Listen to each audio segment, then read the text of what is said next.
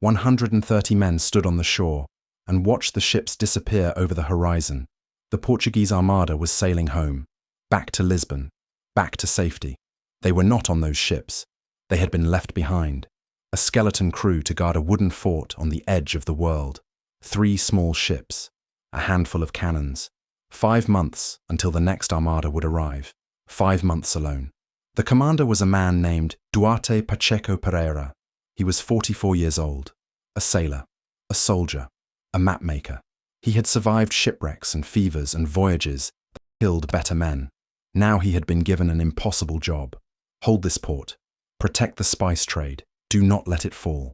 He had 130 soldiers to do it with. 2 weeks after the armada left, the scouts came back with news. An army was coming, marching down from the north. Thousands of men, tens of thousands, war elephants, cannons. Oh, fleet of 160 ships sailing down the coast. Pacheco asked how many soldiers. The answer made his officers go quiet. 57,000. 57,000 men against 130. The math was simple. For every Portuguese soldier, there were 438 enemies waiting. They had 2 choices: abandon the fort and flee, or stay and fight. Pacheco did not hesitate. We stay. For the next 5 months, 130 men held off an army that should have crushed them in a single afternoon. They fought on beaches. They fought in rivers. They fought from the decks of ships. They killed thousands. They lost dozens. And when the dust settled, they were still standing. The enemy was not.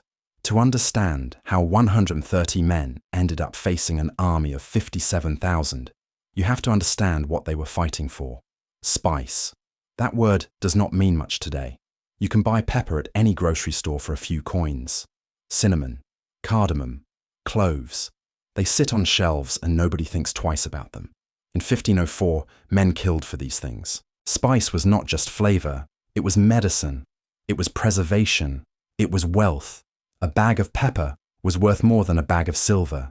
A ship full of cloves could make a man rich for life. And all of it, almost all of it, came from one place: India, the Malabar coast, a strip of land on India's southwestern edge. This was where pepper grew. This was where the spice trade began. This was the most valuable coastline on earth. For centuries, Arab traders controlled this route. They bought spices in India, shipped them across the Indian Ocean, carried them overland through the Middle East, and sold them to European merchants in the Mediterranean. By the time the spices reached Europe, they had passed through a dozen hands. Each hand took a cut. The prices were insane. European kings dreamed of cutting out the middlemen.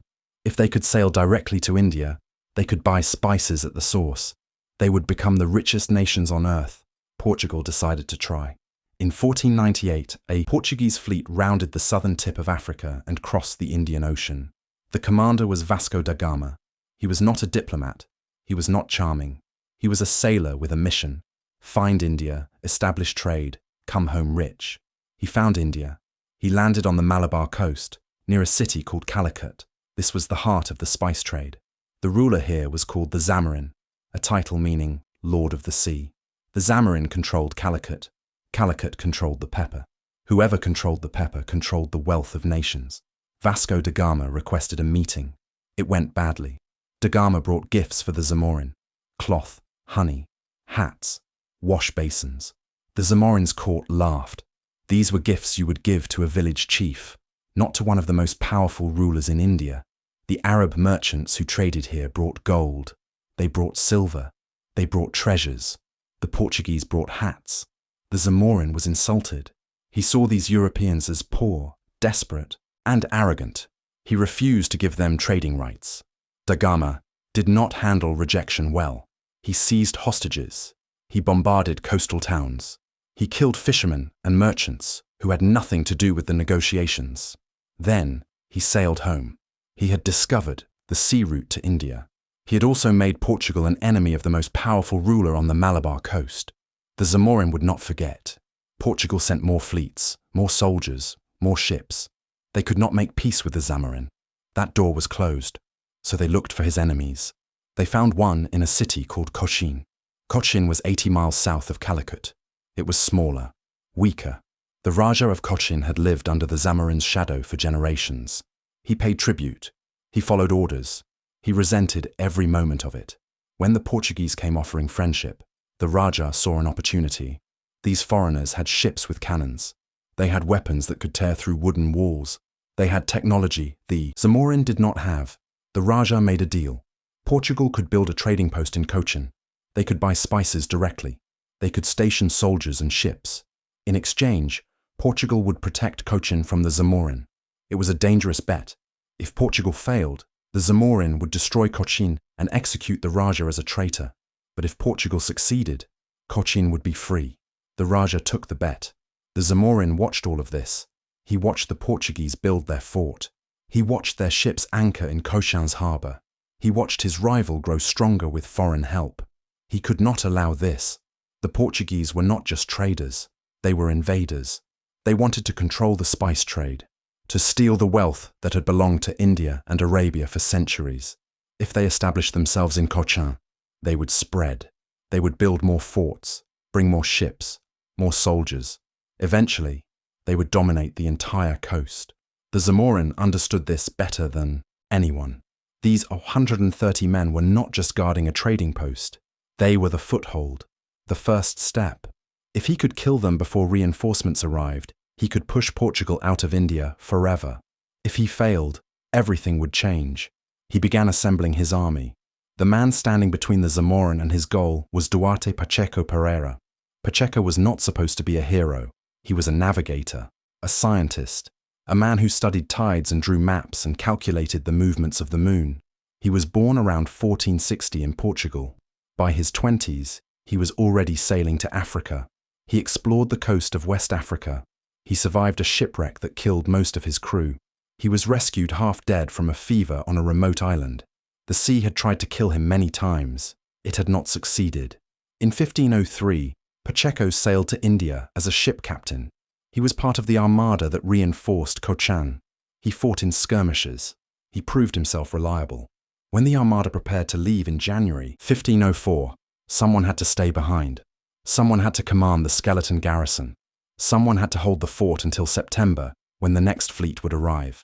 The commander of the armada chose Pacheco. It was not a reward. It was a death sentence. Everyone knew the Zamorin would attack. Everyone knew 130 men could not hold against a real army. Pacheco took the job anyway. He had 130 Portuguese soldiers. Most were not professional warriors. They were sailors, traders, adventurers, men who had come to India looking for fortune, not war.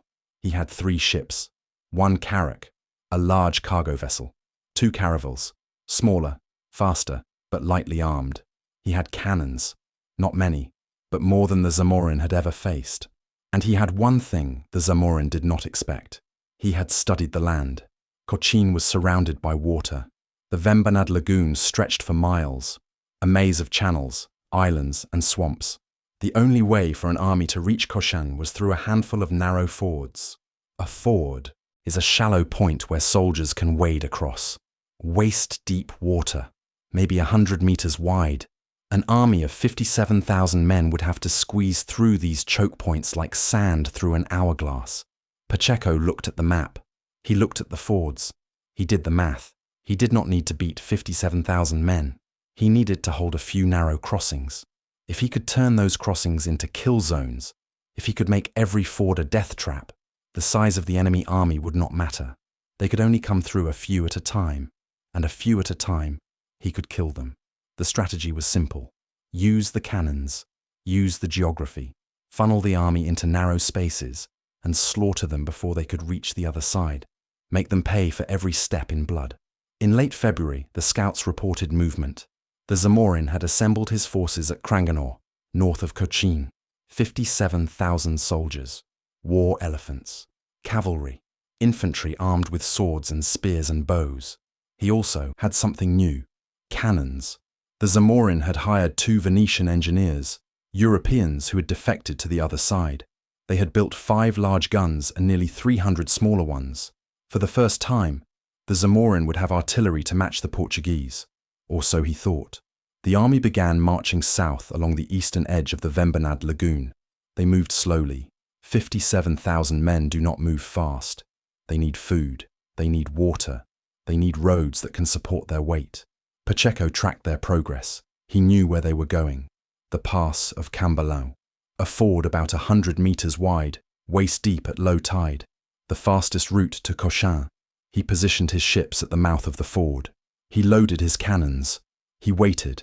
57,000 men were coming. He had 5 months to survive. The first attack came in early March.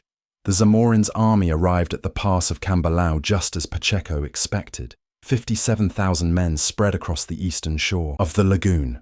Their campfires lit up the night like a second sky. From the Portuguese position, you could hear them. Drums, horns, the rumble of thousands of voices, the trumpeting of war elephants. Pacheco's men stood on the opposite shore, 130 of them, watching an ocean of enemies gather in the darkness. Some of them prayed. Some of them checked their weapons for the 10th time. Some just stared. In the morning, it would begin. The pass of Cambalão was exactly what Pacheco needed. Picture a funnel, wide at one end, narrow at the other. The Zamorin's army was the water. The ford was the neck of the funnel. The crossing was about 100 meters wide. At low tide, the water dropped to waist height. A man could wade across in a few minutes, but only so many men could wade at once. The Zamorin had 57,000 soldiers. It did not matter. He could only send a few hundred through the ford at a time. The rest would have to wait on the shore, watching, while their brothers walked into the guns. Pacheco anchored his ships at the western mouth of the ford, the carrack in the center, the 2 caravels on the flanks. Their cannons pointed directly at the crossing point. Anyone who stepped into that water would be walking into a wall of iron. The Zamorin sent his first wave at dawn. Thousands of soldiers marched to the water's edge. They carried swords, spears, bows, shields made of wood and leather. They wore light armor, enough to stop a blade, not enough to stop a cannonball. War drums thundered. Officers shouted commands. The first ranks stepped into the lagoon. The water rose to their knees, then their waists. They held their weapons above their heads to keep them dry. They pushed forward, step by step, toward the opposite shore. Pacheco watched them come. He waited until they were halfway across, deep in the water, no cover, no way to run. Then he gave the order. The cannons roared. Iron balls tore through the packed ranks. Men who had been standing one moment were gone the next. Bodies flew. Blood sprayed into the water. The soldiers behind stumbled over the dead in front of them. The Portuguese reloaded. This was the rhythm of the battle. Fire, reload, fire, reload. Each volley took 30 seconds. Each volley killed dozens. The first wave broke. The survivors turned and fled back toward the eastern shore. They scrambled over bodies. They pushed past their own men. They left the ford choked with the dead. The Zamorin watched from a hill. He ordered a second wave.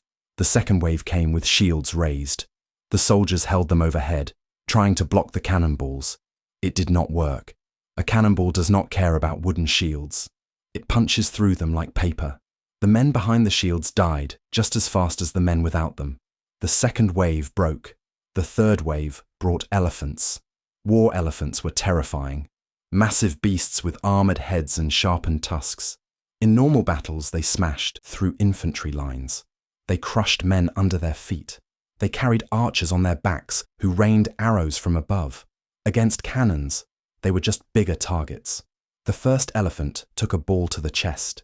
It screamed, a sound that froze men on both sides, and collapsed into the water. The elephants behind it panicked. They turned. They trampled their own soldiers trying to escape. The third wave broke. By noon, the ford was clogged with bodies. The water had turned red. The Zamorin's army had not crossed a single soldier to the other side. Pacheco had not lost a man. The Zamorin pulled back. He made camp a safe distance from the ford. He called his generals together. He demanded answers. How had 130 men stopped 57,000? The generals pointed to the terrain. The ford was too narrow. The cannons were too deadly. They could not cross at Cambalão without losing thousands more. The Zamorin asked if there were other fords. There were. The Vembanad Lagoon had several crossing points. Cambalão was the most direct route to Cochin. But there were others further north, the passes of Paligna and Palute. Different angles, different approaches. The Zamorin split his army. He would attack multiple fords at once, force the Portuguese to spread thin, find the weak point and break through. It was a reasonable plan. It did not work. Pacheco had studied this lagoon for months. He knew every ford, every channel, every current. He knew which crossings were passable at low tide and which were too deep. He knew how long it took to march from one ford to another. He also knew something the Zamorin did not: the tides. Pacheco was a scientist. He had spent years studying the relationship between the moon and the tides. He could predict, almost to the hour, when the water would drop low enough for an army to cross. This knowledge was worth more than 1,000 soldiers.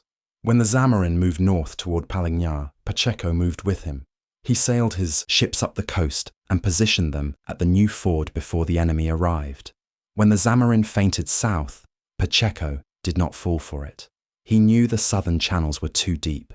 No army could cross there for another 3 days. The Zamorin had numbers. Pacheco had information. Information won. The attacks continued through March and April. The Zamorin tried Paligna. The cannons tore his men apart. He tried Palute. Same result. He tried night attacks, hoping darkness would shield his soldiers. Pacheco had prepared for this. He positioned men with torches along the shore. When the enemy entered the water, the torches lit up the kill zone. The cannons fired blind but accurate. The night attacks failed. He tried sending small groups to cross at multiple points simultaneously. Pacheco's ships were mobile. They sailed between fords, arriving just in time to meet each assault. The small groups died alone, far from reinforcement. Every tactic the Zamorin tried, Pacheco had an answer. The bodies piled up, hundreds, then thousands. The fords became graveyards. The water never stayed clear for long. The Zamorin's generals began to argue. Some wanted to retreat. The losses were catastrophic. They had gained nothing. Every day more men died, and Cochin remained untouched. Others wanted to try new approaches, build boats, find deeper crossings, go around the lagoon entirely. The Zamorin refused to quit. He had staked his reputation on this campaign. He had told his vassals that the Portuguese would be destroyed. If he retreated now, if he let 130 men defeat his army, he would be humiliated. His allies would lose faith. His enemies would see weakness. He could not afford to lose. So he kept attacking. Pacheco did not just defend. That was what the Zamorin expected. He expected the Portuguese to hide behind their cannons, to wait, to survive. Pacheco was not the waiting type. Between assaults, he sent raiding parties across the lagoon. Small groups of soldiers, a dozen men at a time. They paddled across in the darkness. They landed behind enemy lines. They burned supply wagons. They killed foragers. They poisoned wells. Then they vanished before the Zamorin's army could respond. 57,000 men need food. They need water. They need constant supply lines stretching back for miles. Pacheco attacked those supply lines. He burned the crops in fields near the Zamorin's camp. He raided villages that were sheltering enemy soldiers. He made sure that every day the army grew a little hungrier. It was not enough to kill the men crossing the fords. He wanted to starve the men waiting on the other side. By late April, the Zamorin had lost thousands of soldiers. He had not crossed a single ford. He had not damaged the Portuguese ships. He had not even seen the walls of Cochin. His Venetian cannons, the ones he thought would match Portuguese firepower, were useless. Pacheco had ordered his snipers to target the artillery crews. Every time the Venetian gunners tried to set up, Portuguese marksmen shot them down. The big guns sat silent. Their crews were dead. The Zamorin was fighting a new kind of war. A war where numbers meant nothing. A war where technology and tactics mattered more than courage.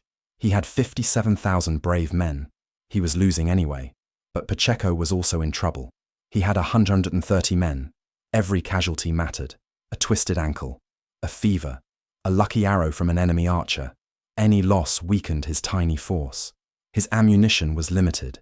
Cannonballs, gunpowder, bullets for the muskets. Every shot fired was one less shot for tomorrow. His ships needed repair.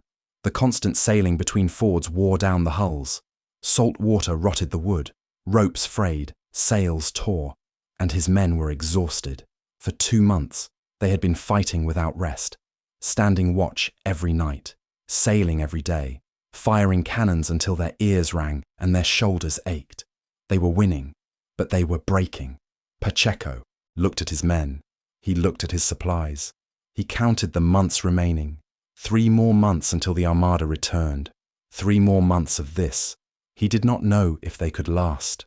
May arrived with no relief in sight. The Armada would not return until September. 4 more months. Pacheco's men were exhausted. His ammunition was running low. His ships were battered. And the Zamorin was not finished. The attacks at the fords had failed. Thousands of soldiers lay dead in the shallows. But the Zamorin still had over 50,000 men. He still had his fleet. He still had options. If he could not cross the lagoon on foot, he would cross it by ship. The Zamorin's fleet had been waiting. 160 vessels. Praxis, fast Malabari warships powered by sail and oar. Each one carried archers and soldiers. Together they could land thousands of men directly on Cochin's shores. No fords, no choke points, just ship against ship. The Zamorin gave the order. The fleet launched from Calicut and sailed south toward Cochin. Pacheco had 3 ships. The Zamorin had 160, 53 to 1. Pacheco sailed out to meet them. His officers thought he was insane. 3 ships against 160. Even with cannons, the math was impossible. The enemy would surround them, board them, overwhelm them with numbers. Pacheco did not argue. He just gave orders. The 3 Portuguese ships formed a line across the channel leading to Cochin's harbour. The carrack in the centre, the caravels on the flanks, cannons loaded, crews ready. The Zamorin's fleet approached. They came in waves, dozens of Praus rowing hard, their decks packed with soldiers. Archers lined the rails, ready to fire. The plan was simple: close the distance fast, board the Portuguese ships, and kill everyone aboard. Pacheco let them come. The first wave got within musket range. The Portuguese opened fire. Cannons roared. Muskets cracked. The lead Praus shattered under the barrage. Wood splintered. Men screamed. Ships sank. But the others kept coming. This was the problem. Pacheco could sink 10 ships, 20, 30, but there were always more. The sheer number of vessels meant some would get through. Some would reach his ships. Some would board. The first wave broke. The second wave launched immediately. Pacheco's cannons fired again. More ships sank. More men died. But the enemy was learning. They spread out. They approached from multiple angles. They made themselves harder to hit. The third wave came even closer. Pacheco could see the faces of the enemy soldiers now. He could see their swords, their bows, their determination. His gunners were reloading as fast as they could. But the cannons took time. 30 seconds between shots. In 30 seconds, a fast Parao could cover a lot of water. The fourth wave was almost on top of them. And then Pacheco did something strange. He ordered his men to stop firing. The cannons went silent. The muskets went quiet. The Portuguese ships sat motionless in the water, guns still. The Zamorin's captains saw this. They drew the obvious conclusion. The Portuguese had run out of ammunition. They had fired everything they had. Now they were defenseless. A cheer went up from the Malabari fleet. This was it, the moment they had been waiting for. The enemy was helpless. The remaining Paraus surged forward, every ship, all at once. They raced toward the silent Portuguese vessels, eager to be the first to board. They got close, very close, point-blank range. Pacheco dropped his hand. Fire! Every cannon on every ship erupted at once. At point-blank range, a cannonball does not just punch through wood, it explodes through it. The Paris that had rushed forward, the ones packed tightest together, the ones closest to the Portuguese ships, were torn apart. The carnage was absolute. Ships disintegrated, bodies flew. The channel filled with wreckage and blood and drowning men. The Zamorin's fleet had fallen for the oldest trick in warfare. They had rushed into a trap. The survivors fled. They rowed back toward Calicut as fast as their oars could carry them. They left behind dozens of shattered ships. They left behind hundreds of dead. The naval battle was over. Pacheco had won with a lie. A moment of silence that made the enemy think he was finished. A trick that cost him nothing and cost them everything. The Zamorin's fleet never challenged him again. But the land army remained. 50,000 soldiers still camped on the eastern shore. The fleet's defeat had not broken them. The Zamorin was more determined than ever. If ships could not cross and soldiers could not wade, there had to be another way. The Zamorin's engineers proposed a new plan: build a bridge. It was ambitious. The lagoon was wide. The currents were strong. Building a bridge under cannon fire seemed impossible. But the Zamorin had thousands of men who could work. He had wood from the forests. He had engineers who understood construction. And he had something Pacheco could not match: time. Pacheco's men could not work. They were too few. They were fighting every day. They could not build anything. The Zamorin's men could work in shifts. Thousands of laborers, day and night. Even if Pacheco killed some of them, others would take their place. The bridge began to take shape. Pacheco watched the construction from his ships. He could see the workers pounding posts into the lagoon bed. He could see the wooden planks being laid across the supports. Slowly, steadily, the bridge crept toward the western shore. He fired on the workers. His cannons killed dozens. But more came. Always more.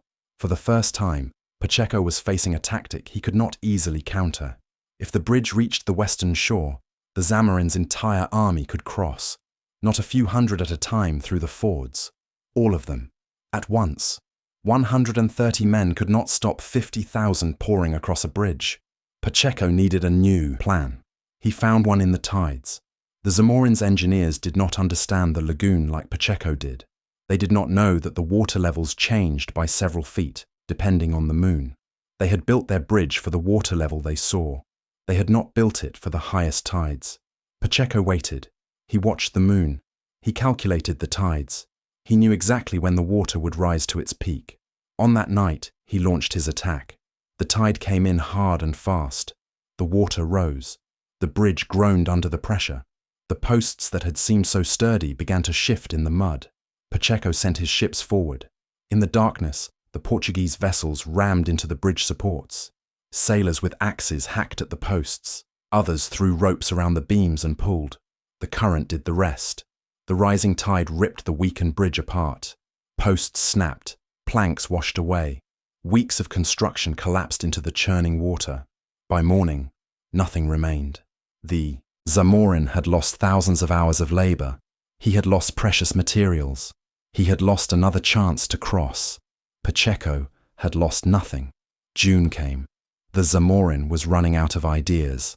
Every attack had failed. The fords were death traps.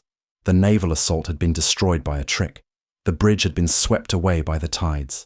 50,000 men sat on the eastern shore, watching the Portuguese ships patrol the lagoon, watching and dying, because the dying had not stopped. Even without battles, the Zamorin's army was shrinking. An army of 50,000 men needs to eat. Every day those soldiers needed food: rice, grain, meat, fruit, fresh water. The supply lines stretched back for miles. Wagons and porters carrying provisions from Calicut and the surrounding villages. Pacheco had been attacking those supply lines for months. His raiding parties had burned crops. They had poisoned wells. They had ambushed supply wagons and killed the guards. Now the hunger was setting in. Soldiers who had been strong in March were weak in June. They were eating half rations. Some were eating less. The war elephants, massive animals that needed huge amounts of food, were starving. Morale collapsed. Men who had marched south believing in victory now believed in nothing. They watched their friends die at the fords. They watched their supplies dwindle. They watched their leaders fail again and again. Some soldiers deserted. They slipped away in the night and walked home. Others simply refused to fight. When officers ordered them to attack, they stood still. 50,000 men had become a mob. A hungry, angry, hopeless mob. The Zamorin could see his army falling apart. He had staked everything on this campaign: his reputation, his authority, his kingdom's future. For 3 months, he had thrown everything he had at 130 men. And for 3 months, he had failed. His vassals were watching. The smaller kings and princes who owed him loyalty, they were seeing their mighty Zamorin humiliated by a handful of foreigners. If he could not defeat 130 Portuguese, how could he protect them from anyone else? The whispers had already started. In courts up and down the Malabar coast, men were talking. The Zamorin was weak. The Zamorin was finished. The Zamorin could be defied. His empire was crumbling, not from Portuguese cannons, from the slow poison of failure. Still, he would not retreat. He could not. Retreat meant admitting defeat. Retreat meant the end of everything. So he ordered more attacks, desperate attacks, waves of men sent into the fords with no real plan except to overwhelm the defenders through sheer numbers. They died like all the others. Pacheco's guns never stopped. His men never broke. Every assault ended the same way, bodies floating in the water, survivors fleeing back to shore.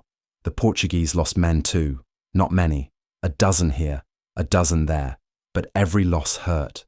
They had no reinforcements, no reserves. Every man who fell was irreplaceable.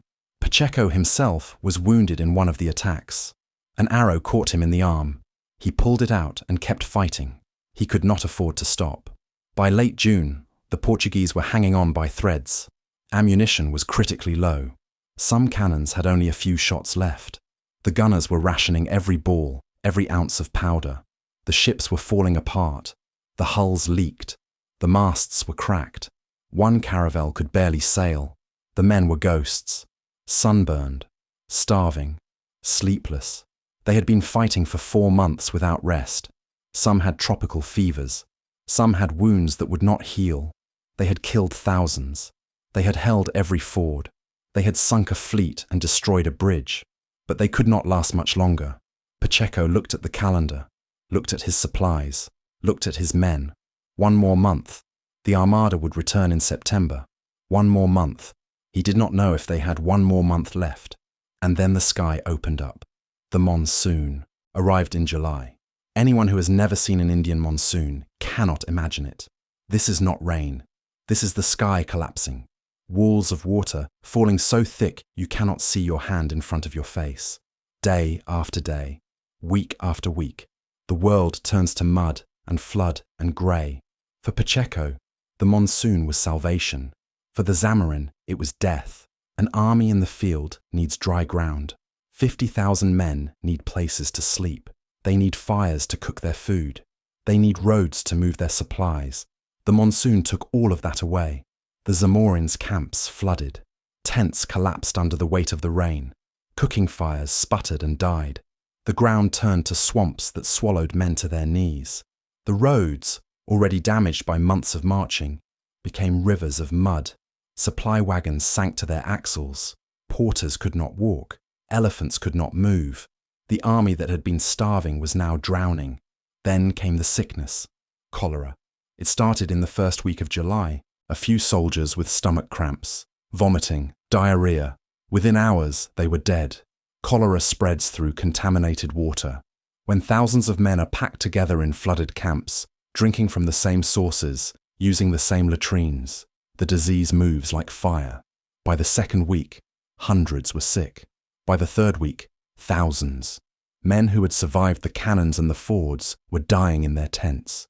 They died in pools of their own waste. They died calling for water that only made them sicker. They died so fast that their friends could not bury them. The bodies piled up. The living were too weak to move them. The camps became graveyards. The Zamorin watched his army disappear, not to Portuguese guns, to rain and disease. The numbers were catastrophic. 13,000 soldiers died from cholera alone. Thousands more died from starvation, from fever, from wounds that festered in the wet heat. By late July, the Zamorin had lost nearly 20,000 men. 20,000. He had started with 57,000. Now he had fewer than 40,000, and most of those were sick, starving, or broken. 4 months of siege, countless attacks, a fleet destroyed, a bridge swept away, and now a plague. 130 men had done this. The Zamorin called his generals together one last time. The meeting was short. There was nothing left to discuss. The army was shattered. The monsoon would not end for months. Even if they rebuilt their strength, the Portuguese Armada would return before they could attack again. It was over. On July 3rd, 1504, the Zamorin ordered a retreat. 57,000 soldiers had marched south to destroy Cochin. Fewer than 40,000 limped back north. They left behind 20,000 dead, in the fords, in the lagoon, in the flooded camps. They left behind their cannons, their supplies, their pride. They left behind an empire's reputation. The retreat broke something inside the Zamorin. He had ruled the Malabar coast for years. He had been the most powerful king in the region. Princes bowed to him. Merchants paid him tribute. His word was law from Calicut to Cannanore. Now he had been humiliated by 130 foreigners. His vassals had watched him fail. Month after month, attack after attack, failure after failure.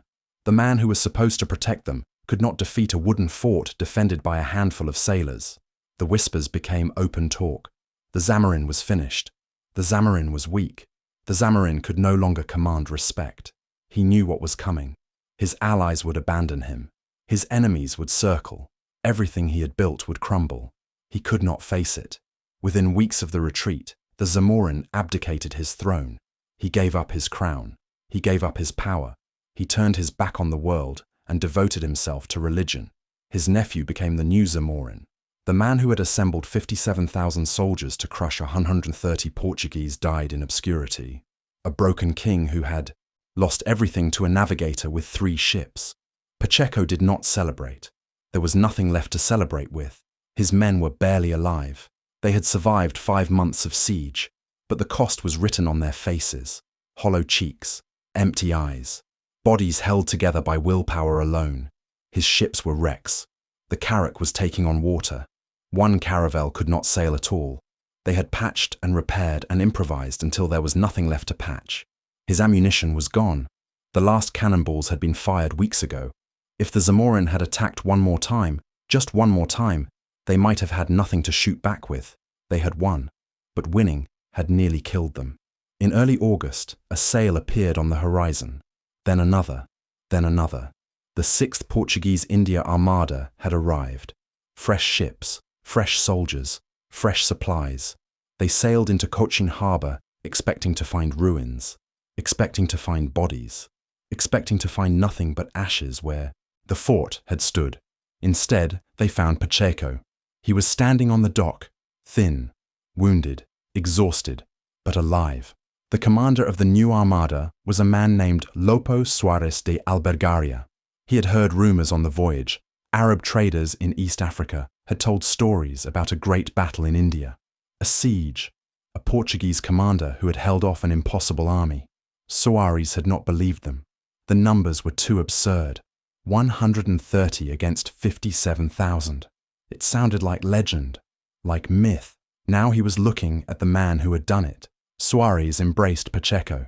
He called his officers together. He made them kneel before the man who had saved Portugal's foothold in India. "This is what a soldier looks like," he told them. "Remember it." The news spread fast. Within weeks, every Portuguese outpost in the Indian Ocean knew the story.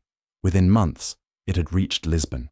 Within years, it was being told across Europe. The siege of Cochin, the Portuguese Thermopylae, 130 men against an empire. Poets wrote verses about Pacheco. The great Luís de Camões, Portugal's most famous writer, called him the Portuguese Achilles in his epic poem. He devoted stanzas to the battle, describing Pacheco as the strongest of the strong. King Manuel III of Portugal summoned Pacheco home. When he arrived in Lisbon in 1505, the city celebrated. Parades, feasts, honours. The king himself greeted him as a hero. Duarte Pacheco Pereira had done the impossible. He had held the line. He had saved the spice trade. He had secured Portugal's place in India. He should have lived the rest of his life in glory. He did not. History is cruel to heroes. Pacheco served Portugal faithfully for years after Cochin. He hunted pirates. He governed outposts. He continued to serve the crown that had celebrated him. But the court was full of jealous men. Men who had not risked their lives in India. Men who had not starved and bled and watched their friends die. Men who resented Pacheco's fame. They whispered to the king. They spread rumours. They accused Pacheco of corruption, of stealing money while governing a Portuguese fortress in Africa. The charges were false. Everyone who knew Pacheco knew they were false. It did not matter. King Manuel I, The same king who had paraded Pacheco through Lisbon had him arrested. Pacheco was thrown into prison. The hero of Cochin rotted in a cell while his accusers walked free. Eventually, he was released. The charges were quietly dropped, but no apology came. No restoration of honor. No acknowledgement that a great man had been wronged. Duarte Pacheco Pereira died around 1533. Poor, forgotten. The man who had saved an empire died with nothing. Camões wrote about this too. In his poem, he lamented the ingratitude of kings. He warned that Pacheco had given Portugal a wealthy kingdom and received nothing in return. The poet understood what the king did not. Some debts can never be repaid. But Pacheco's victory outlived his tragedy. The siege of Cochin changed everything. The Zamarin never recovered his power. His vassals drifted away. His authority crumbled. The man who had ruled the Malabar coast became just another local king, fighting for scraps. Cochin rose in his place. The Portuguese turned it into a fortress. They built stone walls where the wooden fort had stood. They stationed permanent garrisons. They made it the center of their Indian Ocean empire. The spice trade shifted. For centuries, Arab merchants had controlled the route from India to Europe. They had grown rich on pepper and cinnamon and cloves. They had built empires on the profits. After Cochin, the Portuguese controlled the route. Portuguese ships carried spices around the Cape of Africa directly to Lisbon. Portuguese forts dotted the coastline from Mozambique to Malacca. Portuguese cannons enforced Portuguese prices. The Arab monopoly was broken. The old trade networks collapsed. The wealth that had flowed east now flowed west. 130 men had not just defended a fort, they had reshaped the world. The Portuguese ruled Cochin for over 150 years.